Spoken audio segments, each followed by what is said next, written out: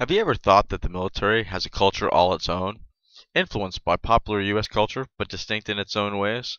Or how that culture has to change over time with respect to changes in U.S. popular culture? Well, before we can talk about culture and the U.S. military's culture, let's define culture. John J. Massionis' college textbook, Society, the Basics, defines culture as the ways of thinking, the ways of acting, and the material objects that together form a people's way of life. Now let's identify the key elements that apply to all cultures. The first element I'd like to talk about is symbols. A symbol is anything that carries a particular meaning recognized by a people who share a culture. Now, as Americans, the bald eagle is just one of the symbols of our culture. The next element I'd like to talk about is language. Now, a language is a system of symbols that allows people to communicate with each other. Think about your work environment. Are there special words and acronyms that others outside the workplace wouldn't understand? The final two elements of culture are values and beliefs. Values define standards that people use to make decisions and determine right from wrong. Beliefs are specific ideas that people hold to be true.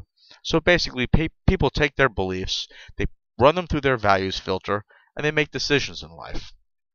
Now that we've defined culture in general terms, let's take a closer look at how it applies to U.S. and U.S. military. Before I mentioned symbols, and that the bald eagle was just one symbol of the U.S. culture. Well, anyone that served in the Army would recognize this symbol as the Army Drill Sergeant campaign hat, surely a symbol within the Army. As far as language goes, although the military speaks English, there are lots of words and acronyms that most people outside of the military wouldn't understand, basically providing a unique form of language. Sociologist Robin Williams, Jr. identified 10 values as central to the American way of life. Although we don't have time to talk about all 10, I'd like to highlight 3 that conflict with U.S. military culture. The first one is individual achievement and personal success. Now, as a former drill sergeant, one of the most important things I had to do was train soldiers to understand that what was best for the group was best. And this was difficult. And a lot of decisions in the military are based on this. Now, the second American value I'd like to talk about is democracy. Military leaders are not elected. They're appointed. And their subordinates are required by law to comply with their decisions. There's no choice. The third American value I'd like to highlight is freedom. Those that have served in the military may have heard of the saying, the military exists to preserve freedom, not observe it. Well, that's somewhat true in some cases. But most people serving in the military can tell you that lots of individual freedoms are sacrificed as a service member, and a lot of them would be unacceptable to most Americans. Now that we've compared some of the basic elements of culture with regard to the U.S. and the military, I'd like to take a few minutes and talk a little bit about the changes that need to be made in U.S. military culture based on changes in U.S. popular culture. Before we do that, we need to understand that cultures change over time to survive. They have to. So, let's take a moment and look at 3 aspects of military culture that have changed in the recent past. Women in combat, homosexuals in the armed forces, and dress codes.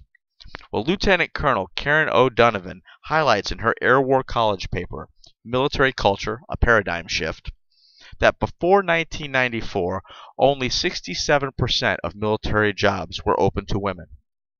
By 1997, 80% of these positions were open to them, and we're seeing more and more every day.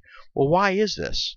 Well, this is a shift that occurred due to increase in women's equality within the U.S.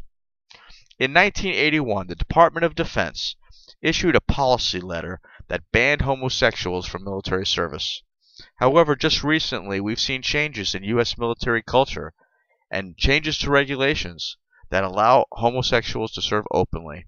Once again, a shift due to change in American values. As for dress codes, on 14 April 2012, the Army Times reported the Army is putting final touches on 17 new grooming standards to include decreased tolerance of tattoos. Once again in pursuit of survival as the Army tries to downsize after the war in Iraq. So, the military does have a culture all its own, and we've really only touched on a small portion of it here. Now hopefully You'll understand why changes in military regulations have to be made occasionally, and how U.S. values drive those changes. Thank you. Are there any questions?